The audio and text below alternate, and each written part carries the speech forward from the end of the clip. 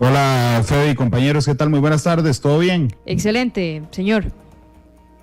Gracias, Fede y compañeros. Bueno, efectivamente, de hecho, estaba revisando hace un ratito el informe de la OCDE de ayer, ¿verdad? Que en el panorama más o menos alentador nos daba cerrando el año con un 17% de desempleo. De hecho, creo que tal vez nos pudimos quedar cortos en el impacto sobre el empleo de el COVID-19. Yo le agradezco mucho a doña María Luz Ana Rusia y a doña Pilar Ramos del INEC, que como siempre nos acompañan una vez que se han publicado estos datos. Doña María Luz, ¿cómo le va? Muy buena tarde. Muy bien, Randall, ¿y usted qué tal? Muchas gracias por invitarnos. Gracias, muy bien, gracias. Doña Pilar, ¿cómo está? Igual, un gusto de estar aquí, muy bien, por dicha, y pudiendo mostrar estos resultados, esta realidad a la población.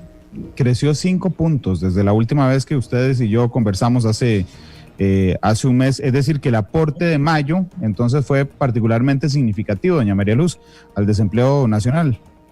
Sí, fue significativo, claro, son marzo, abril y mayo, ya consisten 2 meses completos, ¿verdad?, de la pandemia y de las medidas tomadas. Entonces estos efectos han repercutido en el mercado laboral y pueden crear distorsiones que afecten la ocupación y el desempleo también. Indudablemente, doña Pilar, cuando uno, vamos a ver, si lo recuerdo bien, marzo nos sumó más o menos 3 puntos, porque llegamos de 12 a 15, a grosso modo. Ahora estamos sumando 5 puntos agregando solo un mes, doña Pilar. ¿Esto qué nos dice? En realidad debe tomarse en cuenta que estamos construyendo trimestres, grupos de trimestres, y que en efecto al hacer el trimestre móvil se va suavizando o se va mostrando el efecto, digamos, acumulado, digamos, de estos, ya no solamente el mes, sino que recuerde, ya tendríamos 2 meses de pandemia y entonces es la combinación de los meses que están aportando para poderse visualizar. En el trimestre previo, en el trimestre móvil anterior, el mes de abril era 1, ¿verdad? Y entonces estaba siendo suavizado por los 2 meses anteriores de febrero y marzo, pero sin duda el cambio entre uno y otro trimestre móvil es de 5 puntos, y en la comparación interanual, que es la que consideramos válida por el cambio, digamos, que precisamente refleja en periodos que son similares, este incremento es mucho mayor. Sí, doña María Luz, el 20,1 claramente es el desempleo más alto desde que se mide, ¿verdad? Sí, definitivamente sí, pero estamos bajo otra normalidad, ¿verdad? La normalidad de antes no la vamos a volver a tener. Esto es una trayectoria que se va haciendo en el tiempo, digamos, con las medidas aplicadas, y conforme se van levantando restricciones, la gente va a buscar más trabajo. Algo importante de mencionar, que el desempleo no solo incorpora a los que buscan, sino a los que no buscan, pero esperan respuesta a gestiones anteriores o bien esperan reinicio de operaciones. Entonces ese componente de reinicio de operaciones también está aumentando. Entonces no solamente es la parte de la búsqueda, sino los que están esperando que reinicie el negocio o que vuelvan al negocio en alguna oportunidad. ¿Qué es lo que marca en este caso ese aumento del 20,1? Porque cuando uno mueve la base, ustedes lo saben mucho mejor, cuando uno mueve me disculpan si uso una palabra técnicamente no correcta, pero cuando uno disminuye el mercado, es decir, la cantidad de gente que está en esa situación en las que nos contaba doña María Luz, entonces cuando usted lo reduce, el porcentaje crece, digamos, en términos porcentuales crece. Cuando usted lo amplía, en términos porcentuales baja. ¿Qué fue, doña Pilar, lo que pasó esta vez? ¿Mantuvimos, digamos, la misma cantidad en la fuerza de trabajo o hay más gente buscando empleo? En realidad es un poco lo que dijo María Luz, o sea, nosotros estamos observando una disminución de la fuerza de trabajo. Esta disminución se debe principalmente a la caída de de las personas ocupadas, mientras que la población desempleada aumenta. Y este aumento en la población desempleada se debe especialmente a personas en las que tuvieron, ¿verdad?, en datos así generales, que verse afectadas por razones del mercado de trabajo, restricciones en el mercado de trabajo y cierre de operaciones. Es probablemente población, de acuerdo a la secuencia, ¿verdad?, y a la investigación que nosotros hacemos, personas que han sido suspendidas del empleo, se muestran disponibles para trabajar todavía, como lo señaló María Luz antes, no necesariamente haciendo gestiones de búsqueda, pero todavía está en ese periodo en que está suspendida esperando el reinicio de operaciones. Sin duda hay una parte también que está buscando trabajo ante la necesidad de poder tener ingresos para la sobrevivencia, pero observamos en una forma importante estas personas que están esperando el reinicio de operaciones. Sí, indudablemente. ¿Cómo andamos en el tema, en el porcentaje de subempleo? Que la vez pasada lo habíamos conversado, porque, digamos, yo entiendo que metodológicamente ustedes son, lo más pulcro indudablemente que hay en el país. Lo que pasa es que en la práctica, y la vez pasada lo conversaba también con la ministra de Trabajo, por ejemplo, la gente que tiene contratos suspendidos y a los que se les ha ampliado entran en el subempleo, aunque en la práctica hay gente que se quedó sin ningún ingreso y sin trabajo. ¿Cómo varió el tema del subempleo, doña María Luz, en esta encuesta? Primero veamos un poquito las características de la población ocupada. Claro. Han habido efectos fuertes en cuanto a ramas de actividad específicas. Por ejemplo, la de servicios es la que más ha sufrido. Servicios está comercio, está hogares como empleadores, que son los servicios que se brindan en los hogares, ya sea chapeando, ya sea como servidor doméstico. Entonces, hay un impacto más fuerte en la parte de los servicios, en agricultura e industria también. Entonces, de este impacto, el subempleo hay que verlo también como una proporción. Quienes estaban suspendidos, digamos, y se les redujo la jornada, por ejemplo, para la encuesta, si reciben su ingreso, siguen con el vínculo con el trabajo, ¿verdad? En el caso de los suspendidos, pero que no tienen ni ingreso, ni seguridad de reintegro, esos van al desempleo o a la inactividad. Pero los que quedaron dentro de la ocupación, aumentó también el porcentaje de ocupados con empleo parcial, es decir, que trabajan menos de 40 horas. Ese aumento en el subempleo fue 17%, digamos, la tasa. Y eso se refleja tanto en el hombre como en la mujer. Por ejemplo, importante que el hombre antes tenía el subempleo más bajo que la mujer. Ahora no, ahora los dos están igual. Entonces, trabajan menos de 40 horas, desean trabajar más horas y no consiguen por efecto del COVID. Ahí sí es importante decirlo, que mucha gente sí dice inquietudes con respecto a eso, ¿verdad? Que por el COVID no consiguen más trabajo. Entonces, un 17% de cada 100 de ocupados es importante. Antes era 9. Antes era 9. La última vez que conversamos era 9. 9. Ahora es 17, 18%, entre 17 y 18%. Entonces, 17 y 18 personas. Antes eran 9 personas. Y eso ha repercutido en el hombre y la mujer también, ¿verdad? Sí. O sea, queda claro, doña María Luz, perdón, que se duplicó prácticamente. Que se duplicó y que no solo son los suspendidos, porque los suspendidos, bueno, están suspendidos, pero son los que redujeron la jornada también. Claro. Los que redujeron la jornada laboral y los que se están tomando en cuenta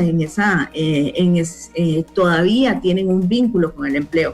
Entonces, eso es importante decirlo, ¿verdad? Ellos tienen un vínculo con el empleo y por eso están ahí, pero hay una proporción de personas que se redujeron fuera de la fuerza de trabajo, es decir, que se fueron, que no están participando, y muchos de ellos también tenían un vínculo con un empleo, ¿verdad? Lo que pasa es que pueden estar esperando el reinicio de operaciones, que pase la pandemia para buscar, etcétera. Entonces, ese componente es muy dinámico y se va accesando conforme los hogares nos van registrando la información y se van ingresando en el mercado laboral. Es una trayectoria que vamos a seguir. Volver a la normalidad prácticamente no vamos a volver en este momento. Sí, pero hecho, sí tenemos que seguir adelante, digamos, y más gente puede participar más en el mercado. Doña Pilar, ¿es técnicamente correcto si yo digo que la suspensión y el recorte de jornadas duplicó el subempleo en el país? Pareciera ser las cifras, no podemos desmenuzarlo con la precisión estadística, pero sin duda esta pandemia está resultando en que no sería, ¿verdad? En las series nunca se veía un crecimiento tan fuerte en el subempleo y ahora está prácticamente siendo duplicado. También para agregar ahí, los de reducción son los que están en el empleo, ¿verdad? Están deseando trabajar más horas. Los de suspensión están fuera, no están dentro del empleo, mantienen su vínculo, pero tienen 0 horas trabajadas, ¿verdad? Entonces es importante que es parte de eso, pero también es parte de que no se está generando el suficiente empleo a nivel nacional, ¿verdad? Entonces, ese impacto también es importante de recrear, ¿verdad? Que está la suspensión, ¿verdad? Están fuera también, pero mantienen su vínculo con el trabajo, si lo mantienen, y si no, deberían de estar o en la desocupación o buscándose un empleo secundario, algo que les subsane su necesidad de ingreso en el hogar. Claro, ok, hablamos del peso de la mujer en el subempleo, que es prácticamente igual que, o proporcional, no sé, igual que en el caso del hombre en el subempleo. Pero hace un mes, cuando conversamos nosotros al aire respecto a esto, sí había un peso mucho más fuerte de la mujer en el desempleo como tal. ¿Se mantiene aún así en ambos? En ambos, nosotros hemos visto que a lo largo de la investigación del mercado laboral, las mujeres han mostrado esa mayor afectación en las oportunidades de empleo, tanto en el desempleo como en el subempleo.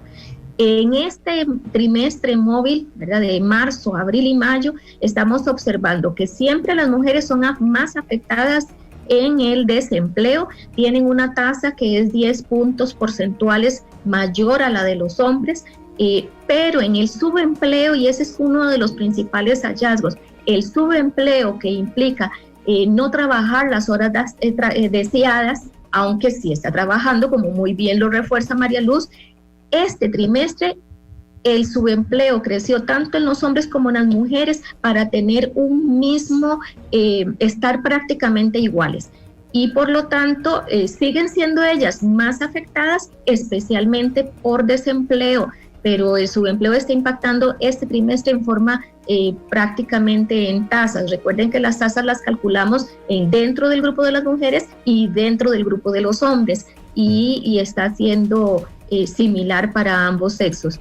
En el global de la afectación del mercado laboral es el desempleo a las mujeres, y por tanto siguen teniendo esas restricciones si compara estos indicadores, pero sí llama la atención el subempleo tan alto en ambos sexos. Claro, uno puede ver, doña María Luz, bueno, que era lo que estábamos abordando, la diferencia o la composición por género del desempleo y del subempleo. Les pregunto, porque no sé, uno también con esta encuesta podría dividir esa composición por grupo etario. Sí, en realidad los grupos de edad, ¿verdad? Más afectados es el de 15 a 24 años, que son la población joven. Generalmente siempre son los más afectados, en este caso también. Y también los de 25 a 34, que permanecen casi siempre dentro de la fuerza de trabajo. Entonces, los más afectados en el desempleo son esos grupos de 15 a 34 años, más o menos es el grupo más afectado, pero en los jóvenes sí se nota más. ¿Por qué? Porque no hay generación de empleo, ni hay fuentes de empleo. Quien está en un empleo lo trata de permanecer lo más posible, ¿verdad?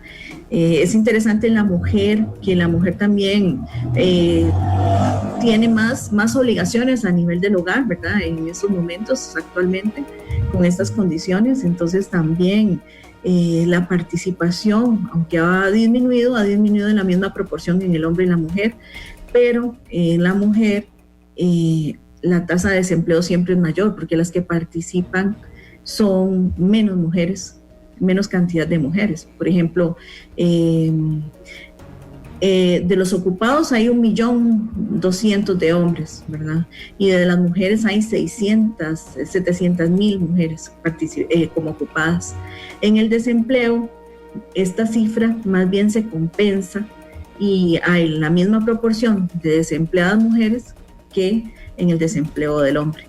Entonces esto se refleja en las tasas, ¿verdad? Claro. Pero la coyuntura hay que verla distinta, ¿verdad? En el hombre y la mujer en cuanto a ese sentido, ¿verdad? Que el hombre tiene más oportunidad de accesar la fuerza de trabajo y la mujer tiene otras obligaciones no remuneradas que también muchas veces le impiden incorporarse al mercado. A eso quería llegar justamente con esa pregunta, porque voy a ver si tengo un casco aquí en la oficina, porque yo sé que ya me van a empezar a caer en redes sociales. Pero bueno, lo voy a decir sin miedo. Es muchísimo más dramático que una mujer pierda el empleo a que un hombre, aún siendo dramático, dije mucho más, a que un hombre pierda el empleo, porque normalmente, como lo dice doña María Luz, el empleo femenino va más ligado, digamos, a una distribución de ese ingreso en otras obligaciones que el del hombre. ¿Estoy diciendo alguna barbaridad, doña Pilar? En realidad hay que tomar en cuenta que el trabajo, bueno, no solo nos enaltece, sino que también es el que nos brinda sustento principalmente, ¿verdad?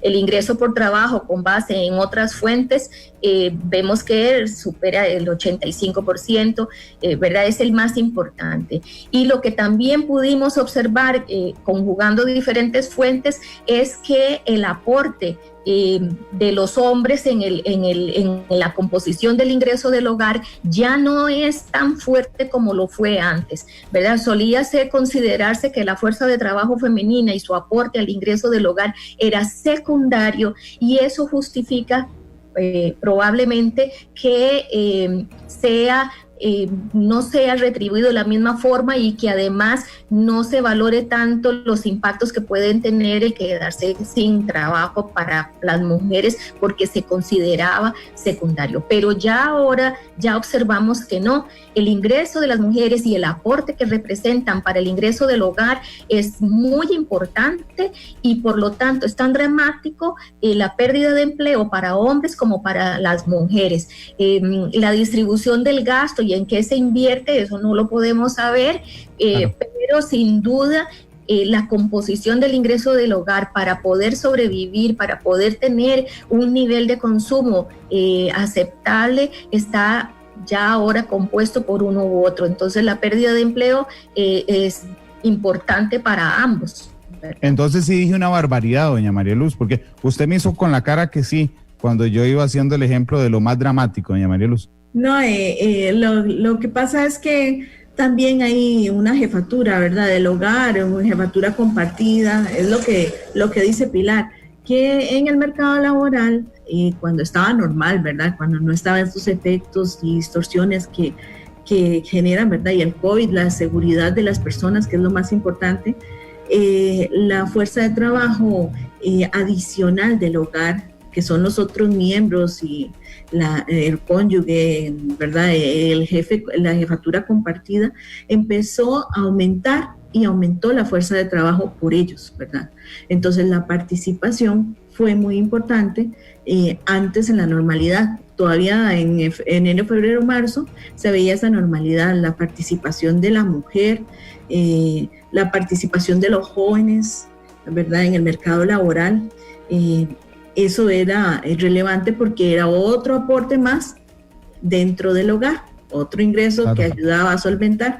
Ahora las condiciones están tan difíciles, ¿verdad?, que 2 o 3 personas tienen que trabajar en un hogar para mantenerlo, ¿verdad?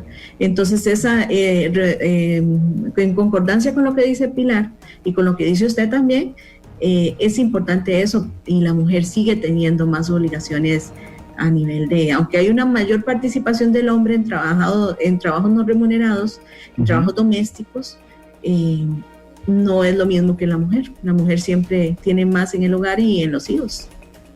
O sea, en síntesis, quisiera como terminar de decir, o sea, es muy dramático porque es una reducción de uno u otro sexo, ya sea en reducción de la jornada y de su salario o pérdida total del empleo de uno u otro, es muy dramático y de impactos muy fuertes en el hogar, ¿verdad? Porque ambos están sosteniendo ese hogar y esa posibilidad de consumo. De hecho, se adquieren compromisos considerando un nivel de ingreso determinado, ¿verdad?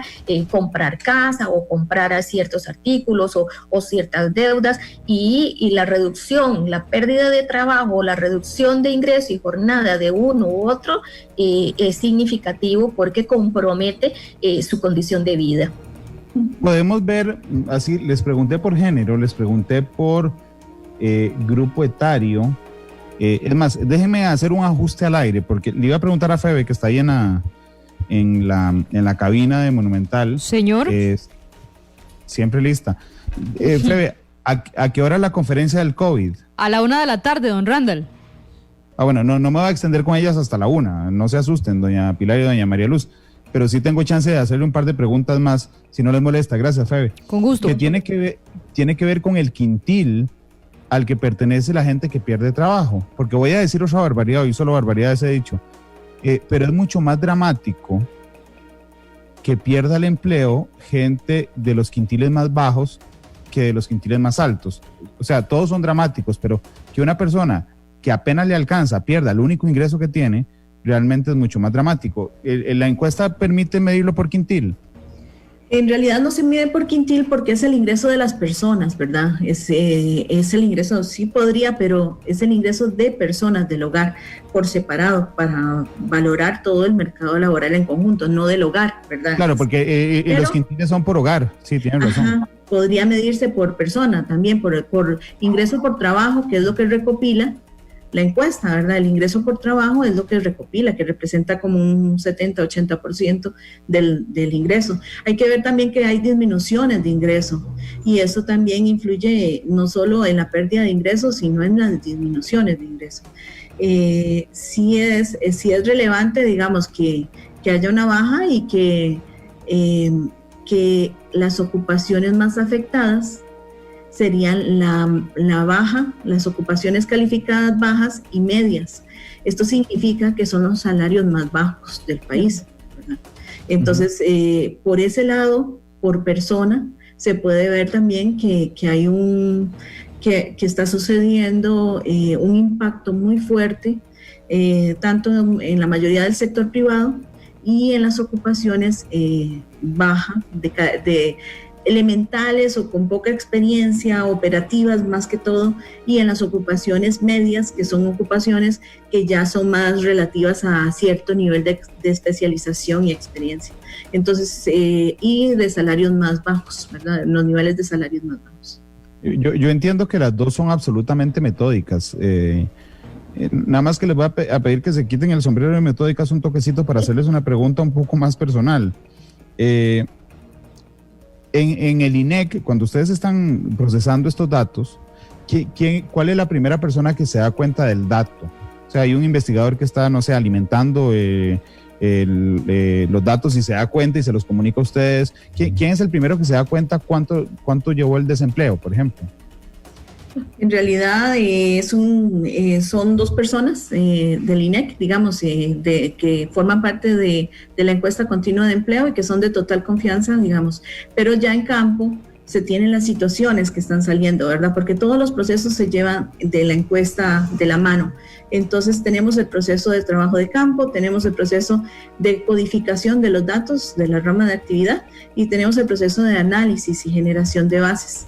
Entonces, dentro de ese proceso, uno va observando las condiciones y lo que dice la gente también en observaciones. Y muchas gracias más bien por preguntar, porque agradezco a la gente que nos está dando las entrevistas, porque ahora las estamos haciendo vía telefónica. Entonces, claro, es importante eso porque si no, no tuviéramos la información respectiva. Pero sí, de eso nos damos cuenta y vamos observando lo que dice la gente, lo que analizamos, lo que vamos analizando hasta tener un factor a nivel nacional, ¿verdad? Expandido. Claro, lo entiendo. Y la gente que nos está escuchando viendo dirá, ¿y qué tiene de personal esa pregunta que hizo Randall? Bueno, porque era esta segunda la que era personal. Cuando ustedes se dieron cuenta de que habíamos llegado a 20.1, ustedes dos, doña Pilar y doña María Luz, más allá, y por eso les dije que por favor no fueran metodicando, me digan, bueno, Randall, es que según una proyección tal cosa. No, ustedes, desde como ciudadanas, porque ustedes se dan cuenta antes que nosotros, por supuesto. Yo cuando recibí, les cuento, cuando recibí ahí el dato, estaba grabando el Matices de hoy, que es grabado con los representantes de la OCDE. Uno de ellos en Portugal, otro en España. Estábamos viendo lo que ellos habían previsto. A mí me llega el mensaje de cuánto es el desempleo. Les digo, bueno, es tanto. Y los dos arrugaron la cara y dijeron, por Dios, es más alto de lo que habíamos previsto. En el caso de ustedes dos, desde su visión de ciudadana, doña Pilar, por ejemplo, ¿qué sintió usted cuando se dio cuenta del 20%, que es el más alto desde que trabaja en INEC usted y de la historia? Bueno, creo que es lo que recibe toda la ciudadanía, es dramático. En términos personales, y sé que en general o sea, es un grupo muy reducido de personas que tiene acceso a la información, se trabaja con todos los principios de confidencialidad y por lo tanto es hasta momentos muy, muy cercanos a la divulgación que otras personas lo conocemos después de que la encuesta continúa luego, ¿verdad? El personal de la encuesta logra hacerlo. Cuando uno lo resuelve realmente se da cuenta que es una situación dramática, es una realidad costarricense que va más allá de lo que uno podría esperar. No es visto, ¿verdad? No lo habíamos visto antes y sin duda conjuga, digamos, con un poco con la percepción y el conocimiento de casos personales en los que han sido reducidas las jornadas o suspendidos los trabajos o negocios que han tenido que cerrar. Y esto tal vez me sirve para decir, bueno, en términos personales es una satisfacción porque estamos trabajando en una forma para servir a la ciudadanía, para dar esa realidad nacional y que con nuestra rigurosidad técnica, que es lo que apuntas, podemos mostrarla. Y de ahí que es muy importante, bueno, ese esfuerzo continuado que hacemos, el esfuerzo que hicimos por brindar datos adelantados, aunque tengan ese carácter preliminar, para ir conociendo nuestra... bueno, cómo estamos y cómo estamos siendo impactados. Es dramático, sin duda de gran preocupación y que esto obliga a seguir trabajando con mucho esmero. Nosotros hemos incluso casi que para poder hacer esto y hacer la entrega, hemos estado trabajando más horas de lo normal, ¿verdad? Si ya trabajábamos muchas horas, más horas de lo normal, para poder hacer la entrega de información y reforzar lo que dijo María Luz, que la ciudadanía nos siga respondiendo con la seguridad que sus datos son confidenciales, pero nos permite retratar esta realidad costarricense. Randall, también algo importante para complementar, es que estos datos, digamos, uno es costarricense, ¿verdad? Y siente, ¿verdad?, que esta ocupación, qué triste, ¿verdad?, ver de esta gente que se quedó sin... que tiene trabajo, pero que también tiene diferentes efectos, y la desempleada, ¿verdad? Pero también es importante eso que dice Pilar, ¿verdad? La recolección continua que se está haciendo, que posibilita tener los datos. Y que en el segundo trimestre vamos a tener datos adicionales de características de las personas que ustedes van a poder tener y brindar adicionales a estos, prácticamente los del trimestre calendario, y que esos datos también el INEC hizo un esfuerzo de incluir algunas preguntas para saber si habían efectos por el COVID o, por ejemplo, si disminuyeron los ingresos por algunas medidas, por qué tipo de medidas, etcétera, ¿verdad? Tal vez no numéricamente del dato, pero sí cualitativamente vamos a saber qué pasó con esa gente, dónde está. Ese es nuestro papel. Nuestro papel es objetividad, recolectar los datos continuamente y poder brindárselos. Y todos en el INEC estamos unidos en esa misión que tenemos encomendada desde el objetivo y la misión y la visión que el INEC tiene para brindar esos datos. Entonces quiero agregar eso, que en el segundo trimestre, que se publica el 6 de agosto, vamos a brindar más información que puedan analizarla ustedes y que el público en general pueda obtener esa información que ellos mismos han aportado. Gracias. Yo les agradezco mucho. El segundo trimestre calendario se refiere Mari, ¿verdad? María Luz. Perdón. Ok. No se preocupe, doña Pilar, muchas gracias. Doña María Luz, muchas gracias. De verdad, por ayudarnos siempre a entender estos procesos. Muchas gracias. Bueno, Randall, hasta luego. Bueno.